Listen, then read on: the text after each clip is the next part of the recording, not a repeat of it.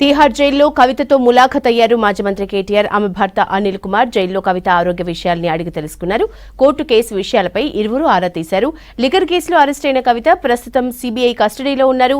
ఆమెను జైల్లోనే officers విచారిస్తున్నారు. South గ్రూపులకు ముడుపుల విషయంతో పాటు కీలక విషయాలు రాబడుతున్నారు. లిక్కర్ కేసులో కవితే అసలైన సూత్రధారిగా ఈడీ, సీబీఐ భావిస్తోంది. బెయిల్ ఇవ్వొద్దని ఇప్పటికే న్యాయస్థానంలో ఈడీ, సీబీఐ వాదిస్తోంది.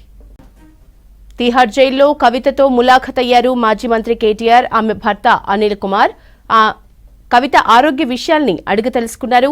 కోర్టు విషయాలపై ఇరువురు ఆరా తీశారు. లిక్కర్ కేసులో అరెస్ట్ అయిన కవిత ప్రస్తుతం సీబీఐ కస్టడీలో ఉన్నారు. ఆమెను జైల్లోనే ఆఫీసర్స్ విచారిస్తున్నారు. సౌత్ గ్రూపులకు ముడుపుల విషయంతో పాటు కీలక విషయాలు రాబడుతున్నారు.